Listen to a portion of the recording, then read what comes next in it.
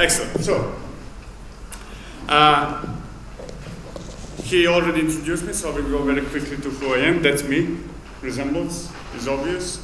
I work for CloudBees. We're a company behind Jenkins, open source enterprise, blah, blah, blah. One of the Docker captains. I write blog, have some courses online. I have some YouTube videos, books, which you should buy immediately. And I find out that there is a Twitter thing, so that's also interesting. Anyway, so let's go down immediately to the talk. So first step, can you open your laptops, everybody? Yeah, just open it.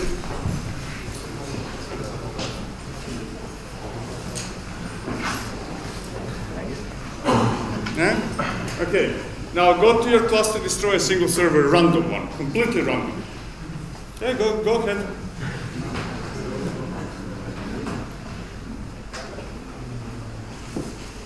Just tell me when you're done.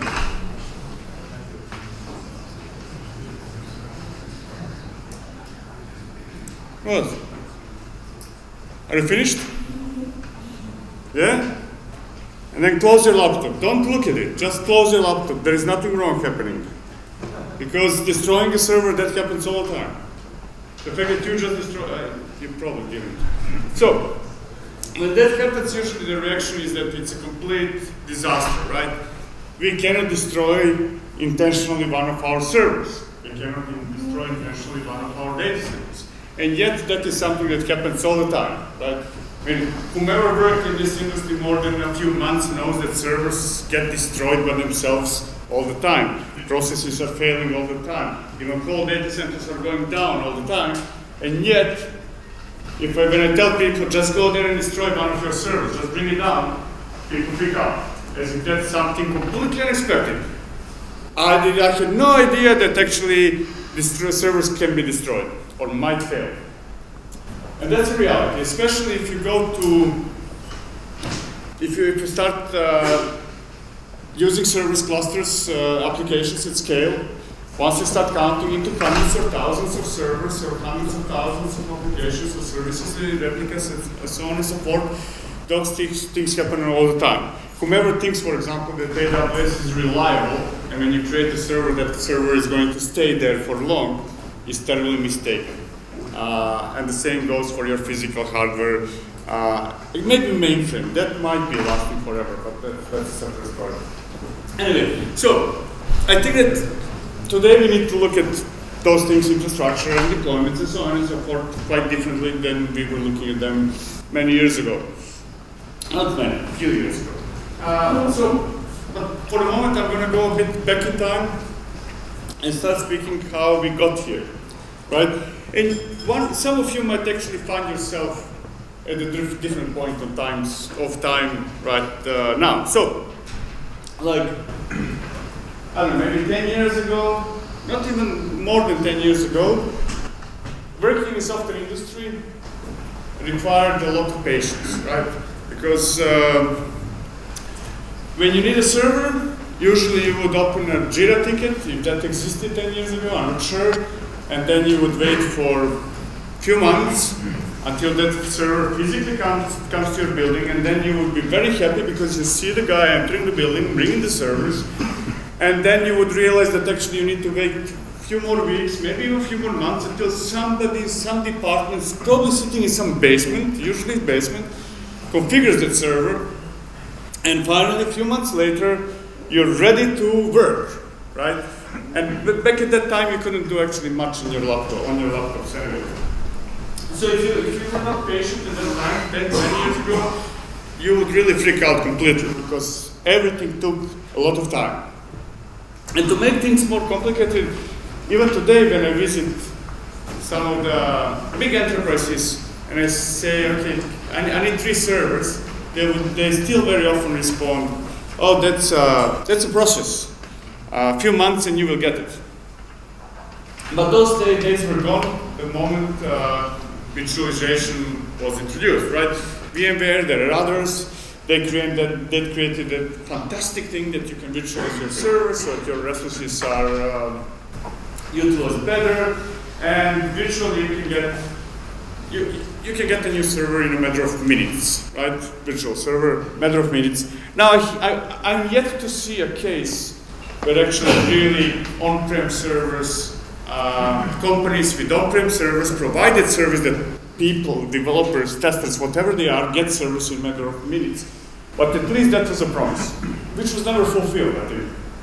And one of the things why it was never fulfilled is because until recently, majority of us had that notion of mutable everything, mutable servers. Because it's not enough just to create a virtual machine, you need to provision it, right? You need to go there, SSH. I'm still back in time, I'm still somewhere in early 2000, something like that. So some operators, some sysadmin, whatever you want to call them, they would need to go to one of those servers that they created with VMware, fantastic, right? And install apt-get this, apt-get that, and yum this, yum that. And then they would spend time configuring and doing stuff, and finally, after usually a few weeks, maybe, you get what you need. You log in yourself, most likely you figure out that that's not what you need. But you're not going to complain, because if you complain, then you're going to wait a few more weeks. And that's how things were working. And the whole problem with that is that servers were back then mutable, meaning that somebody needs to do something about it. To make things easier, then we started getting tools like configuration management tools. We got CF Engine. And if you worked with CF Engine, okay, there is only one that works more than 10 years in this industry. Excellent. And it was great, really, because it started applying promise theory and a few other things that are making, its main goal was to, whenever you execute it, it would make sure that things on your server are exactly as you specified. It was omnipotent, as well as the other tools like Chef came later, Puppet, I'm not sure which one. They came first. Anyways, we got Ansible and so on and so forth. Now, the problem with all those tools is that they emerged more or less at the same time as virtualization, give or take. And they completely missed on the idea of virtualization itself. All those tools were built assuming that you have static servers, that you're running bare metal, that they are physically located somewhere, and that you know where they are, that they are fully static, basically. Now, of course, before you say Victor is talking BS, I know that most of those tools were adapted to work somehow with elastic dynamic cloud type of settings, but that was always kind of felt to me like, you know, like if you put lipstick on my grandma and you think that actually it will make her pretty, but she's still very old and incapable of moving, really. And the problem with all that is that those tools, I think, missed of the biggest advantage that virtualization gave us. And that biggest advantage was that we can create images. And from those images, we can instantiate as many servers as we need. And they will be exactly the same. And the reason why they will be exactly the same is because they are immutable. They cannot be changed. And there is no real reason to change. Nobody still understands why do we like immutable servers if most of the servers in our company are exactly the same. And they missed completely that opportunity. But to be fair, they missed because there were a few other obstacles, so it's not only their fault. But today, it's kind of pretty obvious that the whole industry is moving to immutable infrastructure. Like any of you who used AWS, you probably created your own images, and then you AMIs, and then from those AMIs, you create as many servers as you want, and you never touch them, right? Ideally, organizations that set everything right should never even have need to SSH into servers, because what are you going to do with SSH? And that's where we got tools like Packer, and there are others, basically, that help us create those images, help us building that immutable infrastructure from which we can instantiate as many servers as needed. And once we got that, people started realizing that there is really no pointers to think that your server and your cat are the same thing, that they're both pets, and that you need to give them names. And probably some of you has a server called Mordor, and another one of you has a server called Garfield. And then you say, we have a new release, we need to put it on Garfield, right? And there is another release, and you're going to put it on Unicorn, whatever your servers are called, right? And there is that notion that I think that most of us get some kind of emotional attachment. Once you give, whenever you give name to something, you're emotionally attached to it, right? Or if that something already has a name. I mean, you're emotionally attached, then you're spending a lot of time making sure that that something or that somebody is always well, right? Did I feed my cat? Yes. Is it healthy? Yes. Or no. I sent it to vet, stuff like that. And that's what we do with servers. And it's more or less pointless because eventually everything is immutable. That means that everything is the same. And we have a lot of that something that is the same, or mostly the same. And we can start treating our servers like cattle. And what do you do when this one gets sick? You kill it because you don't want the rest of the herd to be affected. Because you know that you can get as many specimens as you want. I actually don't like killing cows, just to make it clear. So we started treating our servers like cattle, meaning that they're just numbers, they have no names, we just know, we don't even know how many of them we have. That's also irrelevant. But the only thing that really matters is how much CPU and memory we have in total. That's the only thing that really matters. Not where they are, what they are, and so on and so forth. And then we started getting some new kits that actually replaced, in my opinion, completely all the notion of Ansible, Jeff Puppet, and so on and so forth, like Terraform, for example, that was not built thinking that there are some static servers somewhere, but they're built from ground up to utilize all the advantages of immutability and elasticity, being dynamic, and all the goodies that we are getting with cloud today. Just to make clear, when I say cloud, I don't mean necessarily AWS, Azure, GC. I mean whatever that has cloud properties. If it's on-prem, if you have your own servers and they are acting as they have cloud properties, that's cloud as well. I'm yet to see anybody who actually managed to set up cloud on-prem. I think that everybody tries, nobody succeeds, but that's a separate story, I guess. And then what that enables us is, and I think that most of you are probably, I hope that most of you are there today, is that enables us to have self-service, meaning that developers are not opening any more tickets to anybody. There is no Jira involved with creation servers. Simply somebody goes somewhere to some web page, to some console, and says, I need 3 servers because I want to test this new feature, or I need 8 servers because I'm going to do performance testing. And then that just happens like this, and there are no humans involved outside of those who actually need a service, right? We are becoming extremely proactive. Right? We're not waiting for somebody to ask us for something, but we are creating services so that others can utilize those services and leave us alone, no matter what our area of expertise is.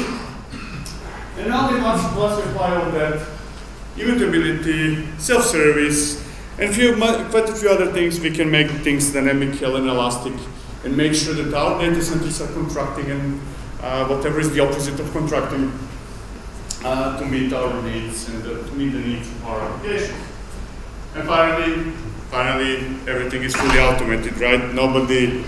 We are all moving, maybe we're not there, but we are all moving in a world where a commit from a developer is the last thing where humans are involved.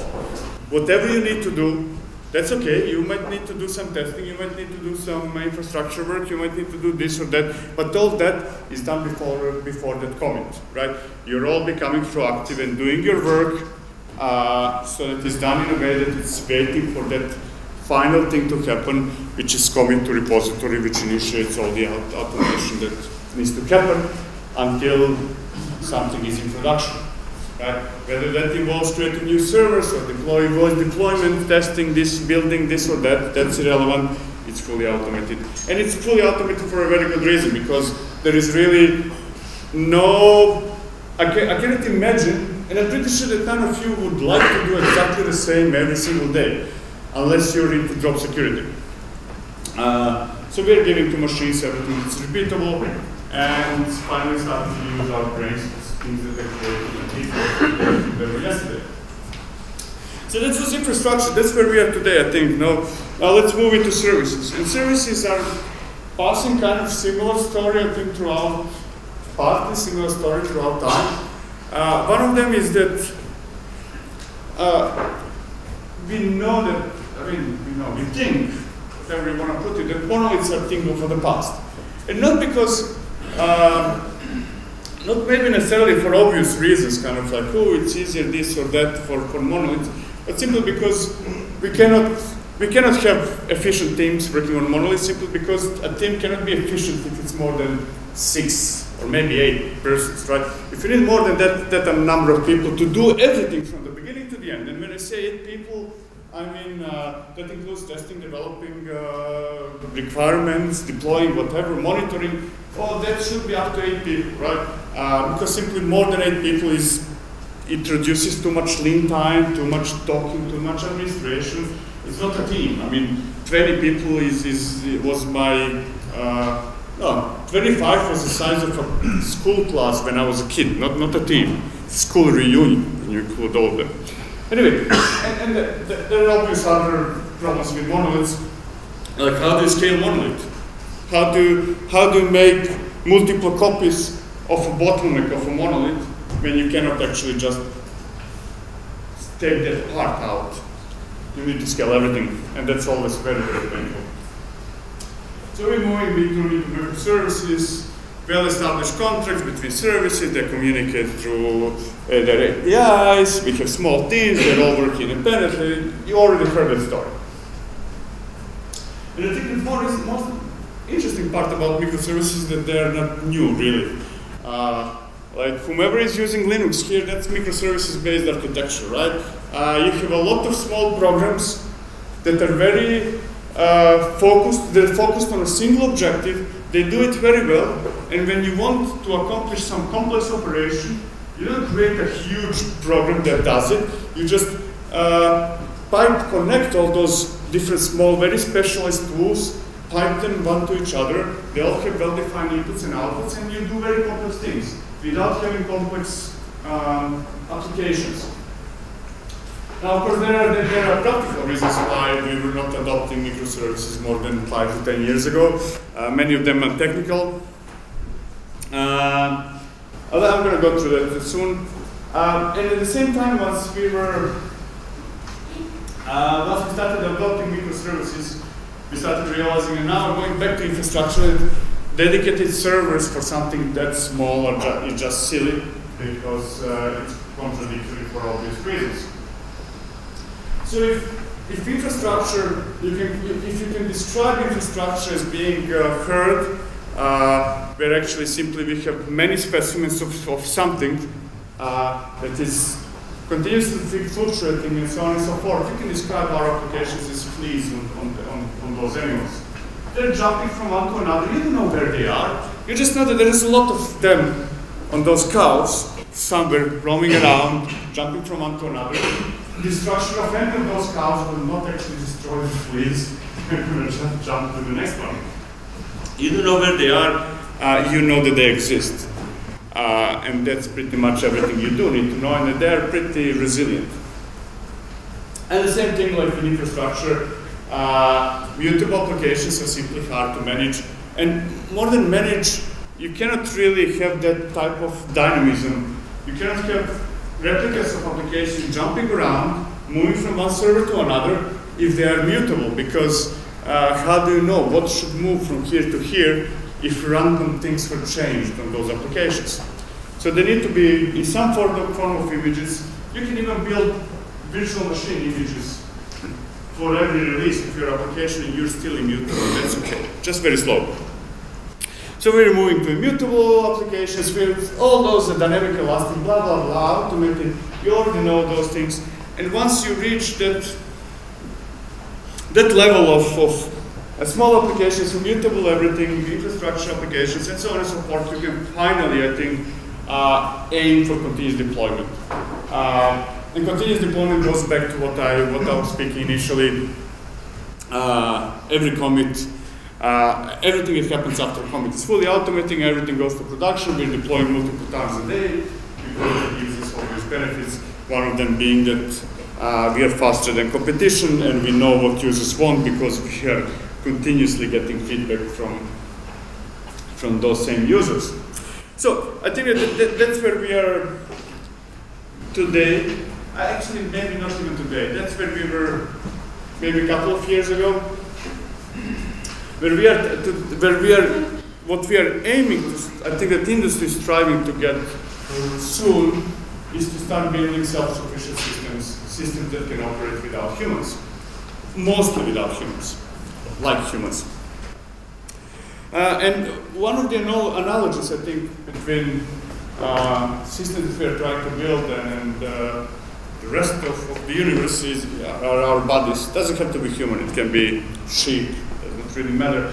What really matters is that really resembles what we are trying to build today. And that means that we are, for example, right now I probably have a couple of viruses in me, and some of you infected me, and maybe I got flu, and my body is working constantly and healing me without me even knowing. Occasionally I might need to go to a doctor and get a fix, but most of the time I am self-sufficient as a being.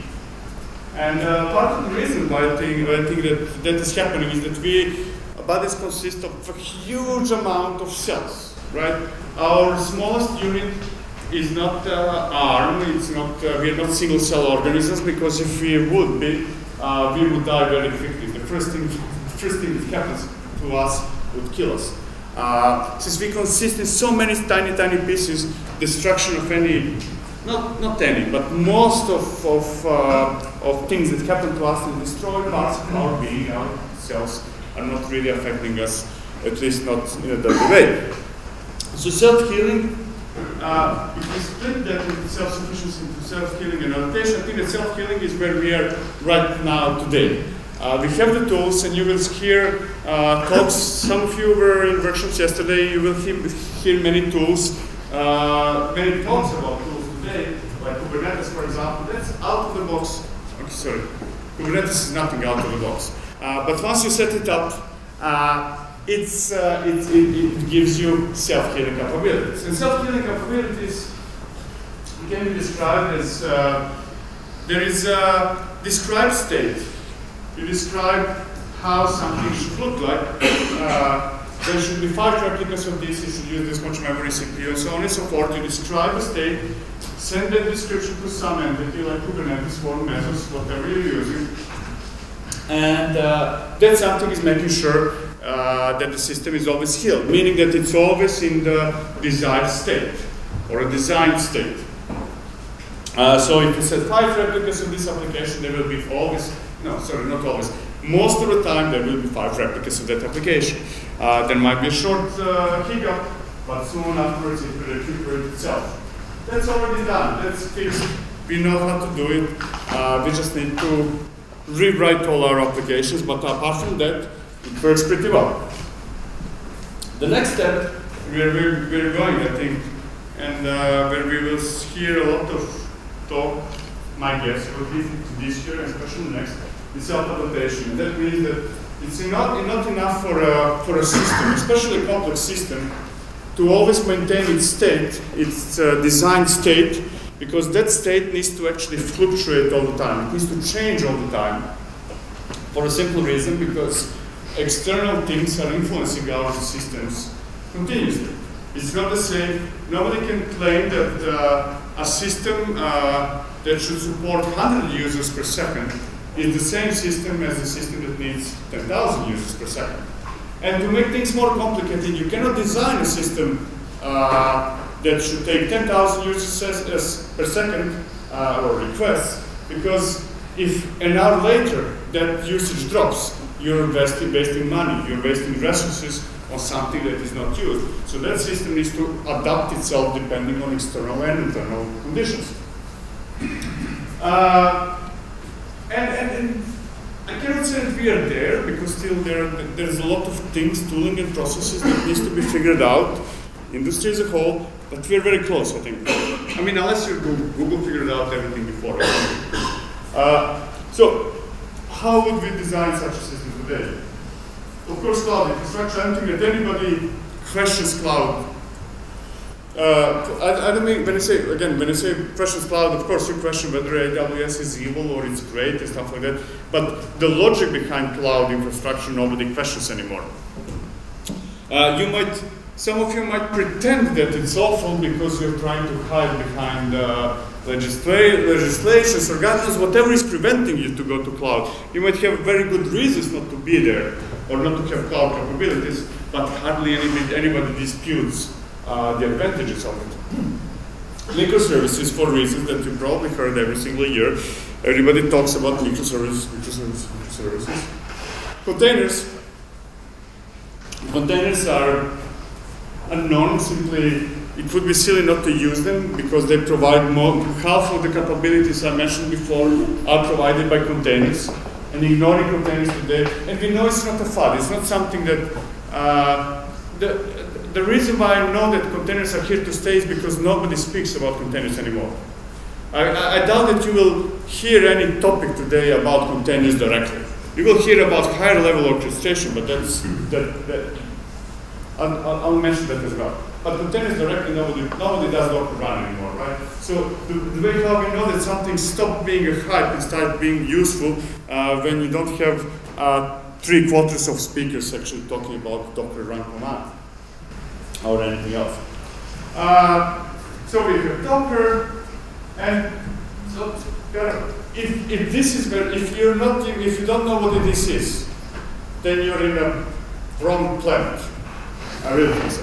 At least no. You might not use it in production. I understand, because you're afraid, or maybe because company is afraid, or maybe because there is some law that prevents you from doing that. I understand all that, but you at least heard about Docker. Now, for those of you who are starting to learn Docker, you must learn it. It's great, but there is a secret to it that, as I said before, nobody uses this anymore. Running containers is pretty much pointless because they're not fault tolerant, they don't provide high availability, they don't provide most of the features that you will hear. What we do today is use one of those guys, the Docker Swarm, or most likely Kubernetes. Because simply containers are too low level. I mean, they're less low level than namespaces, but definitely too low level for anything useful to come out of it. And then we had to come up with a higher level orchestration like Kubernetes. If any of you, is any of you using Kubernetes today? In production. If it's not production, if it's on your laptop, please drop your hand.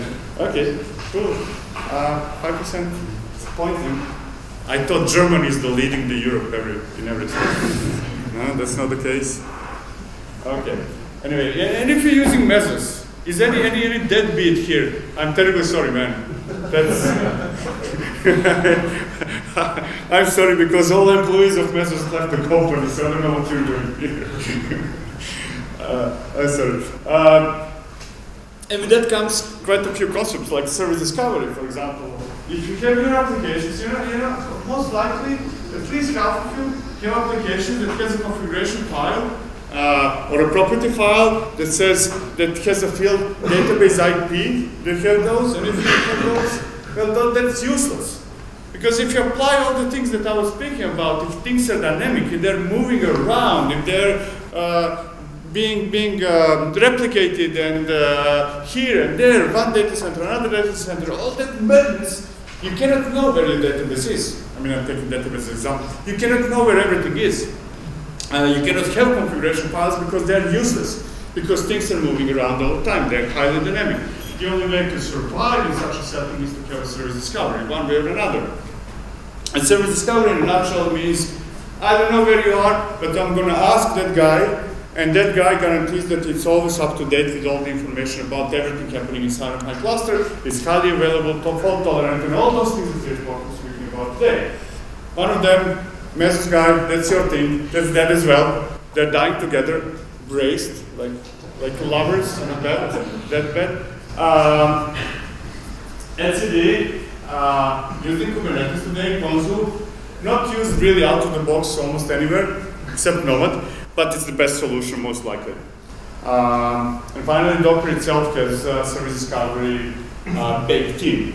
Now that's a long discussion whether that's good or bad, but Not for right now, we can speak about it later. And then we get to the proxies again, and you can apply what I'm talking about proxy to almost everything, is that the same way as you cannot expect your applications to have configuration paths because everything is dynamic, the same equally you cannot expect that whenever you need to change something inside of your cluster, you need to configure something else somewhere else.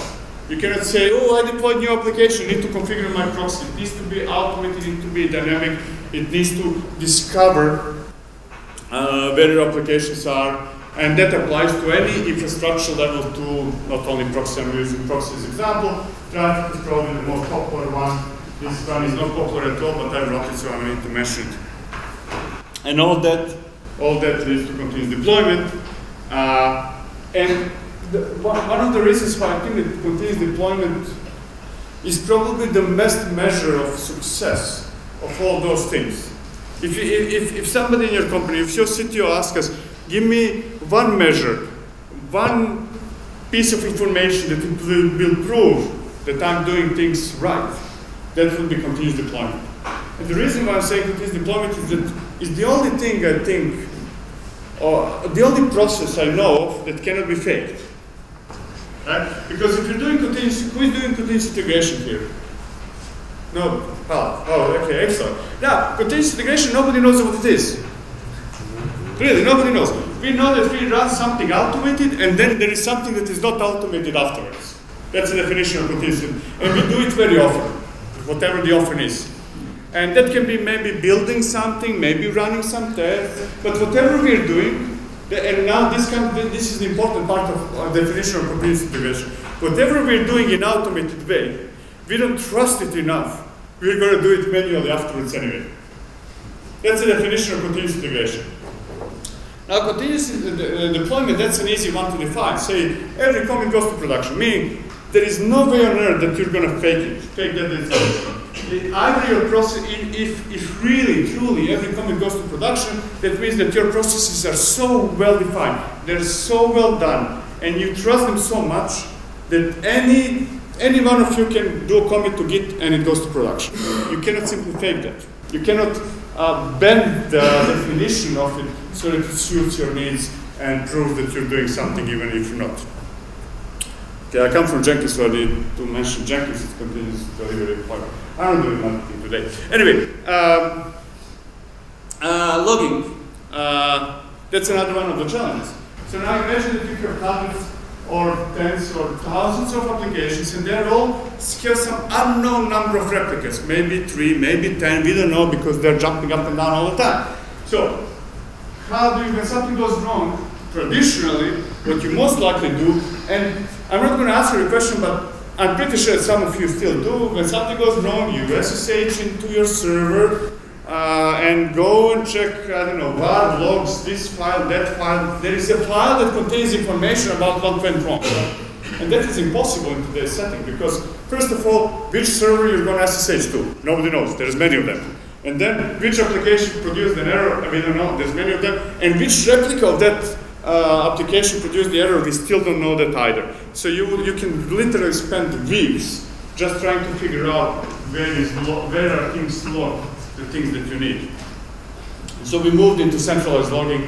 My personal preference is Elasticsearch logs Kibana. You have thousands of other, not thousands, tens of other solutions. Just pick your choice. The point of all of them is that every single application in your data center needs to ship something to some database so that you can explore the logs and know what's going on, because that's the only way to trace things in a distributed systems we're building today. Now comes the thing about metrics, because you cannot really run blindly in your cluster. You cannot just say it most likely work. You need to explore metrics. For metrics, Prometheus, my choice. You can do something else as long as it's not Sensu or one of those things. And then, whenever I mention metrics, the first thing that people tell me, okay, where is my dashboard? I don't understand. I'm yet to understand why people like looking at colors on their monitor, sitting like this. You know, you go to a big enterprise company, this is our monitoring team, 200 of them. They're sitting and watching big screens saying, if this line ever gets here, I'm going to watch it closely, and if it ever gets here, then I'm going to do something. I'm not sure what, but I'm going to do. And then you tell them, you know, you can receive alerts on email, and they freak out. Super advanced technology. I think that it's because CTOs need something. If you don't build a solution with pretty colors, you never get funding for it. I think that's the logic. And then I think the time closing, right? You will figure out that you need exporters, you need instrumentation, you're going to start sending alerts, and you're not going to alert yourself, you're going to alert the system who is going to fix itself. And only if the system cannot fix itself, the system itself should send you alert and say, now it's time to go to a doctor. And that should happen close to never. Smart. This is my Twitter. I'm out of my time. Technology, my blog, some courses, some videos. Buy my books right now. It's very important. That's the end.